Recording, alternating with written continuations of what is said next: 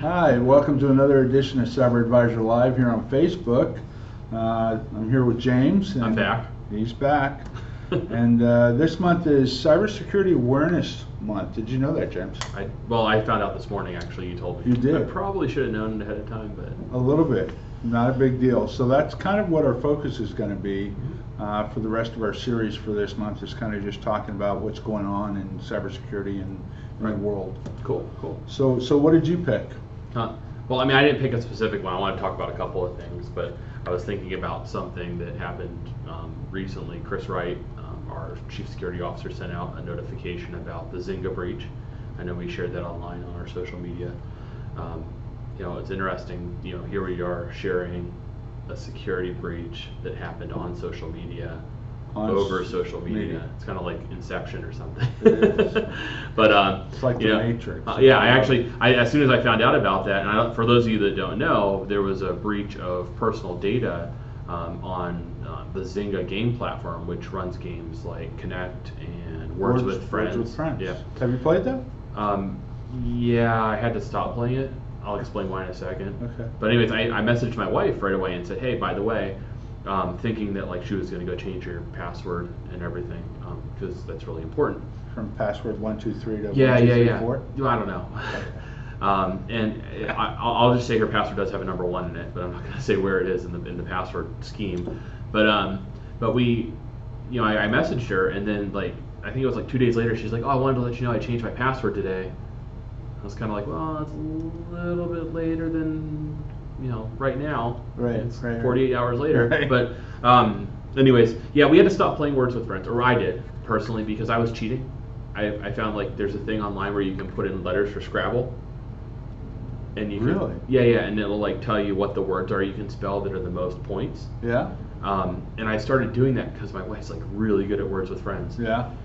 And then she found out that I was cheating, because she's like, there's no way that he's able to beat me this much. Because I mean, I was like killing her. I was like, she'd have like 150 points. I'm at like 280. Yeah. And she's like, how is he this good at Scrabble? He's never been this good at Scrabble. So after that, when she found me out, I kind of had to stop. But Can't cheat. Cheating's not good. No, it's not cool. So, but anyways, yeah, I mean, that was one that I know we were talking about earlier today. Absolutely. I think that we've seen a lot of, we talk about cyber attacks and things, and we talk about security. The ones that really have kind of gotten me lately actually are even less security related. They are a little bit. I know Microsoft issued a 0-day warning for Internet Explorer security vulnerabilities about a week and a half ago. They're coming out with a new security pack too for all Windows 10. I saw that. Right. Well, then what's even fun? Like, this is where I'm kind of going with this, right? Then we ended up in a situation where Microsoft went and issued a set of patches that actually broke computers.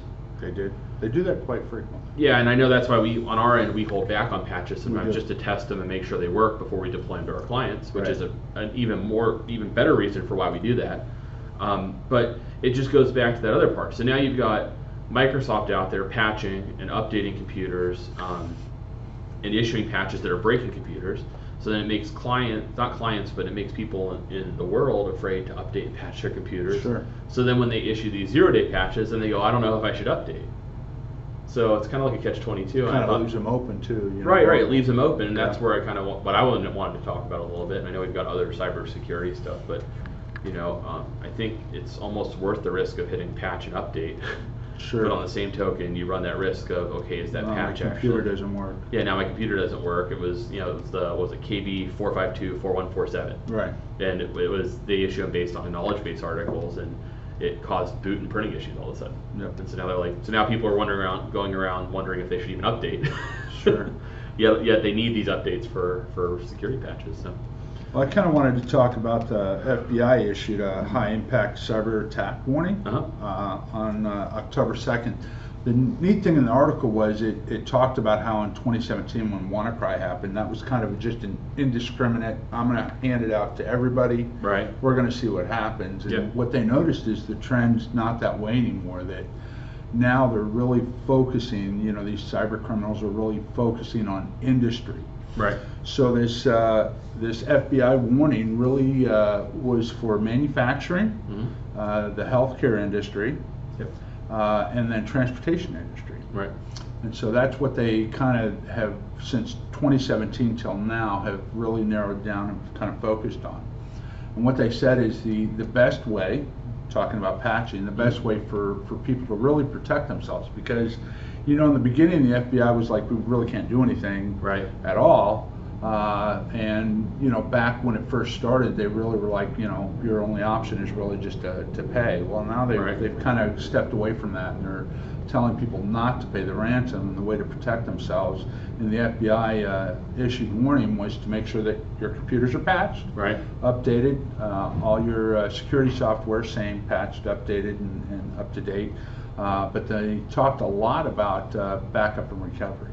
So making sure that you know, your business has those backups, and that you verified those backups. You know, it's one thing to have backups and then, you know, in your mind think, well, I'm doing backups, but if you haven't verified the backups, you're not really 100% sure that they're there. So, you know, that's one of the one thing, you know, that I just wanted to get out to people is, you know, if you're using a company to do your backups, you know, make sure that they're either reporting to you that those are verified and working, or you know, even go through a disaster recovery scenario, kind of, you know, just see how quick you can get back up and running. You know, it's important. I think the other thing, and I know this just came out, there's been really kind of two major things in the cybersecurity space over the last week, let's say. Two different very prominent ransomware payloads, both released decryption keys. And out of those payloads that released the decryption keys, now you've got a couple of people that maybe have a little more data back than they were able to get before in the past. But on the same token, you've also had, there was a medical facility, hospital group that had a breach, and they actually got nailed with ransomware. They did. And then we also, just about a month ago, had another one. It was a dental office software platform. They breached the software platform itself, so it affected multiple doctors' offices across multiple different geographic areas. It wasn't just in one office and one company. They actually went right to the platform provider. So instead of, you know, saying, okay, well, we're just going to go after this office, they went over after the actual platform itself. That was the one that they said they actually had to turn patients away. They couldn't even accept patients. And that was all PII, like personally identifiable information that was breached. And then the other part is just recently there was one that was a man-in-the-middle attack, where man-in-the-middle is essentially somebody sits in between your encrypted connection from your computer to your banking website or to whatever other website you're visiting that has HTTPS, and they've figured out now how to install security certificates on the local computer itself that'll decrypt that traffic on your local computer, transmit that traffic out to wherever it needs to go in terms of like a data repository for hackers, and then it'll re-encrypt that traffic and send it on. It works, and they're doing it right through Google Chrome and through Firefox. I saw that. And if you don't have a third-party integration like with Sophos or another AV product out there that can detect this, you know, your computer, as far as it knows, that's a fully legitimate thing. Happening. Yeah, absolutely. And I think that's important to really. So what I will bring up is make sure that you're cognizant of phishing attempts that are out there, because there's a lot of people that have personally identifiable information that's been breached because of a platform provider or because of a software package you use, i.e. Zynga, or maybe your office uses a third-party platform. There's a lot of companies that are transitioning to things like Amazon Web Services and Microsoft Azure for their infrastructure. And there's a lot of phishing campaigns going out. They're based purely around that, so they try and impersonate those and tell you to pay your bill because your bill is overdue, and so you put credit card information in and personal information. So they're doing social engineering. And then the third part of that is make sure you have a good, solid third-party AV or security product on your computer. And that could be, don't defend it just purely on, okay, I'm going to run Windows Defender, or I'm going to run, you know, this free version of AVG or Avast by antivirus. Like, if it's free and you can download it off the internet, most likely it's probably not fully featured. It's probably not the best thing that's out there. Is it better than what you have? If you have nothing, yeah, it's better than what you have if you have nothing. But is it what you really need? No. It's kind of like, you know, it's like selling you a roller skate with no wheels. Like, Free isn't good and good isn't free. That's kind of the way it Right. down. Right. But at least it's better than where you were. Right. So, if you're really serious about looking at this from a cybersecurity standpoint, really get a good partner involved that can talk to you about this. They can kind of help you evaluate your security needs and help educate you on what's going on and what your risks are, because every business is different, every personal situation is different. I like us, once in a while here we kind of run that phishing campaign with our staff, where we send out a phishing email through our platform that we use, and it tells us who clicked on it, who opened it, who and it's good.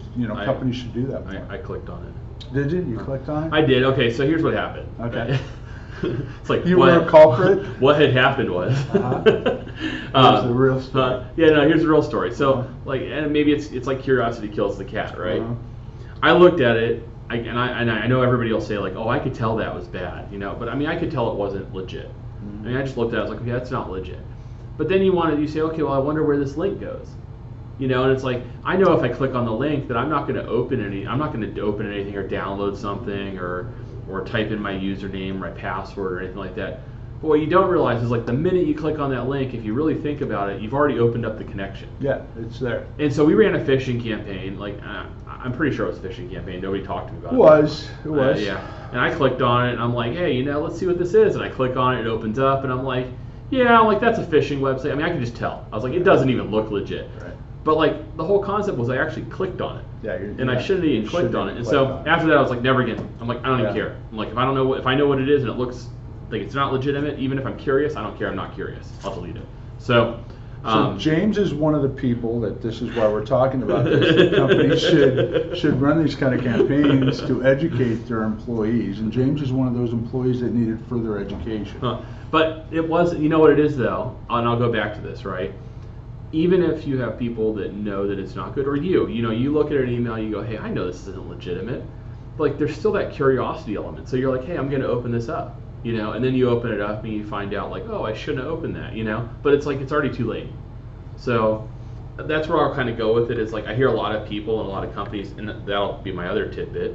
I hear a lot of companies that'll say like, oh, my users would never open that because they know not to open stuff like that. They know when things don't look legitimate. People do. Well, yeah, that's where I'm going with it. It's curiosity. Right. Yeah, that snake's really pretty. Let me pick it up. Oh, it's a rattlesnake. I touched it. Yeah, if you let's use an example. Here's another example, right? If you sit there and you pull up to your house and there's a box in the driveway with a piece of packing tape over it, and it looks like somebody sent you a package, I'm betting you're gonna open the box.